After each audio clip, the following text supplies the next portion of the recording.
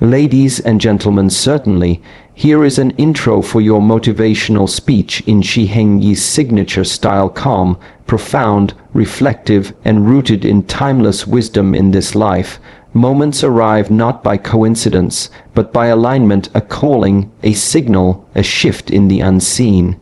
Many people walk blindly through time, unaware that the month they are in may be their final chance to realign, to awaken, to prepare. Before June is over, something greater will move, and when it does, you must be rooted in discipline, anchored in clarity, and free from illusion. The universe does not shout, it whispers, and those who are still enough, silent enough, will hear that whisper as a warning and as a gift. God's action is not chaotic, it is precise. It arrives when the world has reached a tipping point, when humanity forgets itself, when the individual becomes lost in noise, fear, and comfort. But those who listen, those who train their mind like they train their body, they recognize the storm is not punishment. The storm is correction. This is not about fear. This is about readiness. The way of the warrior, the monk, the seeker is the same. Be prepared not only in body but in spirit. Do not wait until the end of June. Prepare before the end of June, because when the divine moves, you either stand with strength, or you fall with the unaware. In every tradition, in every culture, there are stories passed down about those who received signs long before the event arrived. And yet, most did not see. Most were too busy, too distracted, or too confident in their assumptions to listen. Recognizing the signs before they become consequences is not merely a spiritual idea. It is a discipline, a practice of perception, and a deep responsibility. We often look for loud signals, dramatic moments, or unmistakable changes, but the truth is that life rarely warns us with noise. It signals change through subtle disruptions, minor discomforts, patterns repeating in silence until we are either awakened or broken. Human beings often wait until the pressure is undeniable before they shift, but those who are committed to mastery of self, of mind, of spirit, do not wait for chaos to prove the point. They sense the shift in energy. They notice when the wind changes direction, when conversations carry weight that didn't exist before. They hear the heaviness in people's voices, they see the unrest in the environment, and instead of brushing it off as coincidence, they recognize it as a sign. This is not paranoia, it is awareness. It is presence so deep that even silence speaks. The reason so many suffer is not because the universe does not give signals, but because they are too distracted to hear them. Every moment carries a message, but the question is, are you still enough to listen? In our modern world, noise has become the new comfort. Constant stimulation, endless scrolling, background noise filling the space where intuition used to speak.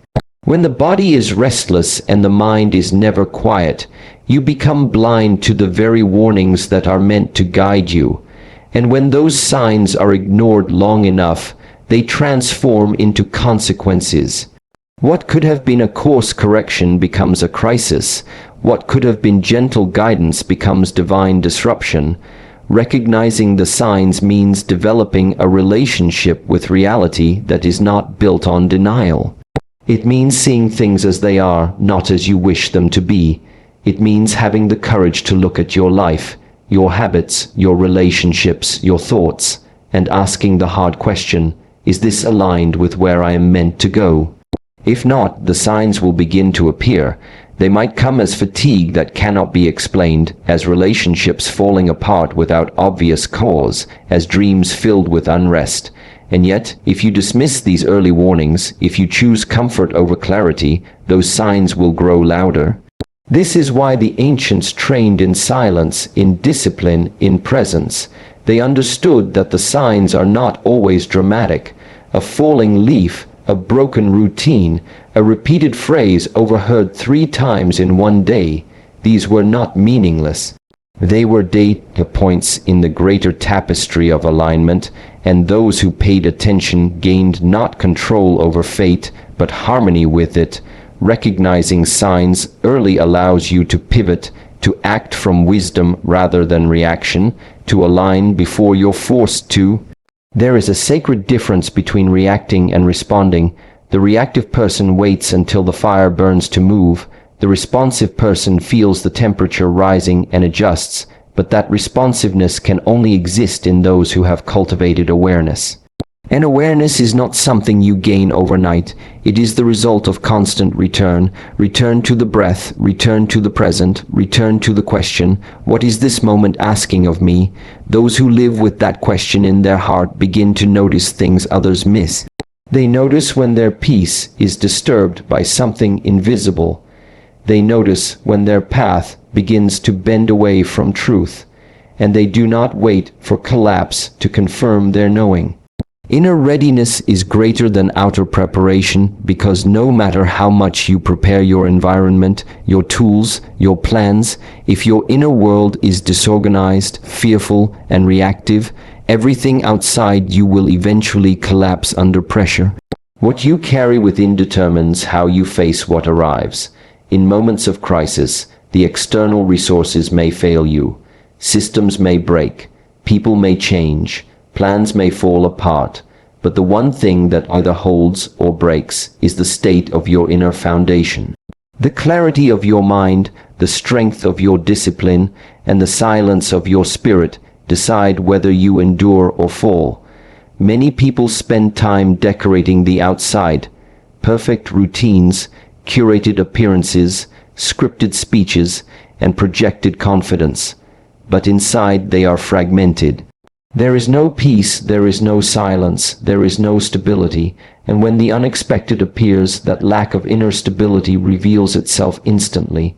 Fear takes over, doubt spreads like wildfire, and all the effort they put into managing the outer world collapses in seconds. This is why true warriors, monks, and masters have always prioritized the inner path over the outer show. They know the outer world is impermanent. They know that anything built without internal alignment is vulnerable.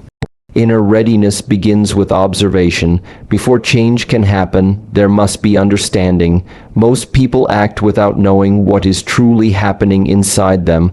They distract, they numb, they escape. But readiness cannot be built on avoidance.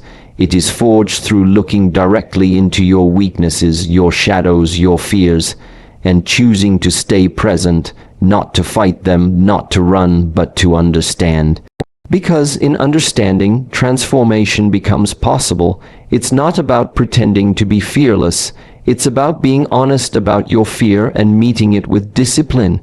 There are moments when life tests your readiness not by giving you more time, but by removing the illusion that you had any time left. Those who have cultivated readiness do not panic when doors close or when the path becomes unclear. They remain still, they breathe, they listen, and then they move with intention. This ability to remain calm amidst the unknown is not a gift. It is trained. It is built daily through meditation, silence, self-inquiry, and conscious action. Every day that you delay building that inner core, you are gambling with the moment when life will demand it from you. You do not rise to the occasion. You fall to your level of training. This is a truth many forget until it's too late. A storm doesn't give you time to build your shelter once it arrives. You either have the foundation ready or you suffer. Inner readiness is that foundation. It is the calm mind when fear is all around. It is the focused attention when the world is distracted. It is the discipline to stay aligned when temptations are louder than truth. Without it, outer strategies are fragile. With it, even the most unpredictable storms can be navigated with clarity. This readiness is not perfection, it's presence. It's the ability to return to center, even when chaos visits. It's the quiet strength that doesn't need to prove anything because it knows its source. And this strength cannot be faked. You either have it or you don't, and if you don't, the time to build it is now. Not when the test comes, but before, when no one is watching, when no one applauds. When it's just you, your breath, your thoughts, and the decision to sharpen yourself for what the future may demand. Outer success might impress people, but it is the inner strength that impresses the divine. The divine does not move randomly or without purpose. It observes the flow of life, the rising and falling of discipline, the commitment or the neglect within each soul. When discipline fades, when people abandon their path, when intention is replaced by indulgence and awareness is lost in distraction, that is when the divine intervenes, not out of punishment, but out of necessity. Because when the order that sustains life begins to dissolve, something greater must act to restore it. The universe operates on balance, and when humanity forgets its role in maintaining that balance, correction follows. Discipline is not about control for the sake of control. It is the structure through which energy flows with purpose. When an individual lives with discipline, they are aligned. They rise with intention, speak with clarity, move with responsibility. Their actions are not accidental, and their presence radiates stillness. But when discipline fades, the foundation begins to crack. Laziness grows in the space once occupied by effort. Chaos fills the silence once used for reflection. And soon, life becomes a reaction instead of a creation. This decay does not happen overnight. It begins in small choices, in excuses, in comfort that masquerades as self-care. Across history, divine action often comes not during times of war, but during times of forgetfulness. When people become too comfortable, when they stop seeking, stop growing, stop serving, the soul begins to decay even while the surface appears calm. It is in these moments that the divine, in its infinite wisdom, brings disruption. Not as destruction, but as awakening, as a reset. It arrives to realign, to call attention back to the sacred, to bring silence to the noise. Those who are attuned recognize this intervention not as a curse, but as mercy. They see that what is being shaken is what needed to fall. But for those without discipline, divine action feels like punishment. They resist, they blame, they panic, because without discipline, there is no trust. And without trust, surrender becomes impossible. The disciplined mind understands that not everything can be predicted, but everything can be prepared for internally. So when the divine moves, they bow, they listen, they adjust. They do not waste energy asking why. They ask, what now? This is the strength that discipline brings. It does not eliminate difficulty, but it gives you the structure to withstand it. When humanity loses discipline, it loses reverence. It forgets the sacredness of time, the responsibility of thought, the weight of words, and as this forgetting spreads, suffering grows. But suffering too is a sign. It is the whisper that becomes a shout. The divine allows suffering when discipline can no longer be found within the collective, because suffering often brings people back to truth. It reminds them of what they ignored. It humbles the proud. It slows the distracted. It awakens the numb. And in that process, those who still carry discipline within them are the ones who lead, who protect, who rebuild. This is why personal discipline is never just personal. It is a contribution to the world's order. A disciplined individual uplifts the collective vibration. They serve as a beacon, a reminder, a stabilizing force. When others are lost in chaos, their very presence brings clarity. Not through preaching, but through living, and this is the kind of life the divine supports. Not the life of excess, or laziness, or avoidance, but the life rooted in daily return, to breathe, to intention. To effort. When that effort disappears across the masses, divine correction becomes inevitable, and that correction, when it comes, is not meant to destroy but to purify, to clear what has become toxic, to dissolve what has become false, to burn away what is no longer useful. Those who live with discipline have already let go of what the divine will remove. They have already cleaned their inner house. They have already embraced discomfort as their teacher, so when others are surprised, they are steady. When others run, they remain still. When others fall, they rise with even more clarity. Because they know the movement of the divine is not random. It is a response to the collective vibration we each create through our discipline or our neglect of it. The still mind hears what the loud world drowns out.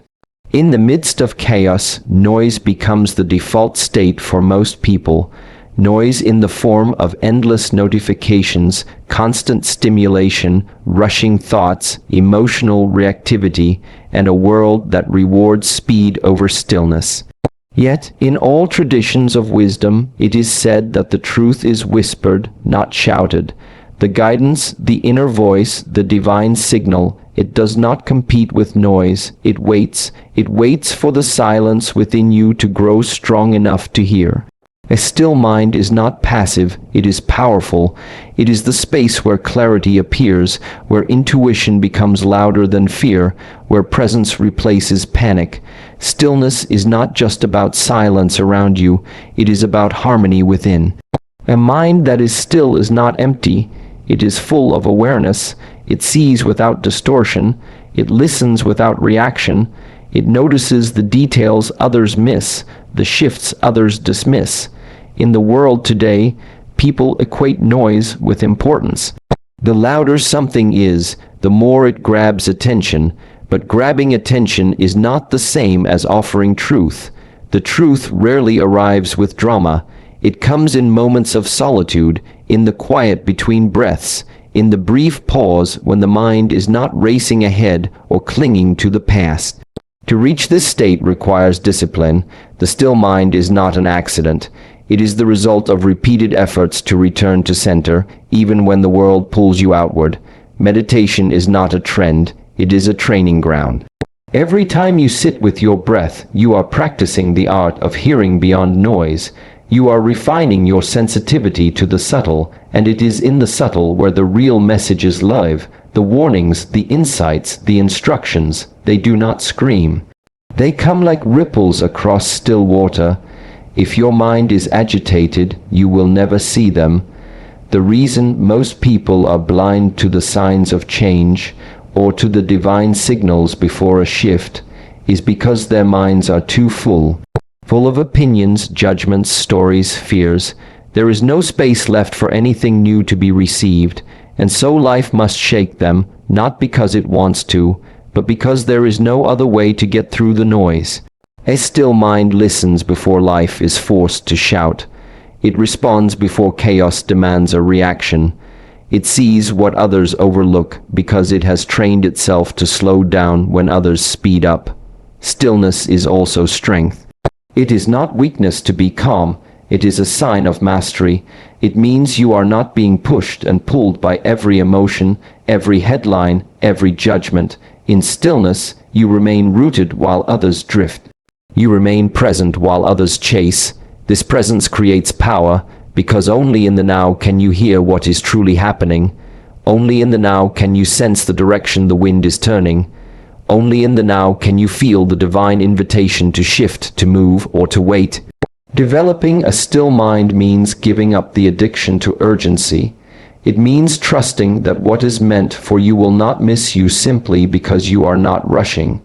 It means learning to be okay with not knowing and finding peace in that space. Most people want answers but are not willing to create the silence in which the answers appear. They want guidance but fill their minds with constant input. They want to feel aligned but never pause to ask themselves what alignment actually feels like. The still mind does not seek to control, it seeks to understand. It listens deeply, it watches patiently, and it waits for the moment when action is clear and clean, not forced or fueled by fear. In the end, it is not the loud that survives, it is the clear. And clarity lives in stillness. When the world becomes loud, chaotic, or uncertain, your ability to remain still is not just for yourself, it becomes an offering to those around you. A still presence in a frantic world reminds others that there is another way. It becomes a doorway for others to return to themselves, but you must choose it, you must train for it, you must protect it. Because stillness does not happen naturally, it happens intentionally through a life built on returning again and again to the quiet that knows more than all the noise combined. Strength is built before the storm, not during it. In moments of pressure, in times of sudden change, we don't rise to our aspirations, we fall to the level of our preparation. This is a truth that has echoed across generations, yet is often ignored until it's too late. When the storm arrives, whether it is a personal crisis, a global shift, or a spiritual test, you will only be able to draw upon what you have already cultivated. You will not have time to construct a new foundation in the middle of collapse. You will not be able to suddenly create clarity, resilience, or faith if you have not built it brick by brick in the quiet days. Building strength before the storm means choosing the uncomfortable path when there is no immediate need to do so. It means waking up early when no one is watching, training your mind when distractions are easy to justify, holding integrity in moments where compromise seems convenient. It is about saying no to temporary ease for the sake of long-term power. In still seasons, the undisciplined grow lazy. They confuse calm for safety, but the prepared know that peace is not an invitation to rest eternally. It is a window to sharpen yourself for what is to come. The mistake people often make is assuming they can act strong when required, but strength is not performance. It is the outcome of repeated inner work, forged in the fires of small decisions, quiet struggles, and disciplined effort. It is the byproduct of your habits, your mindset, your relationship with discomfort. When the storm comes, it will test your spiritual depth, your emotional flexibility, your physical discipline, and it will expose what you've neglected. There is no shortcut, no external tool, no last-minute fix that can compensate for the strength you chose not to build in advance. Strength built before the storm is different from external success. It is not measured in possessions, titles, or followers. It is found in your breath when fear knocks, in your posture when uncertainty surrounds you, in your decisions when the path disappears. This strength is invisible to the outside world but unmistakable in times of crisis. You will know it by how you respond, not with panic but with presence, not with anger but with grounded action, not with collapse but with clarity. True strength does not resist the storm, it meets it. It does not hope for the storm to go away. It is ready to face it when it comes. This readiness is spiritual, mental, and emotional, and it only grows through voluntary struggle.